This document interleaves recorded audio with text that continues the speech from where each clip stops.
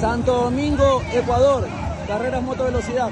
Aquí tenemos la Factory AK-47, que hasta hoy ha demostrado ser una moto potente y veloz, demostrando su alto rendimiento en pistas de cross y de velocidad.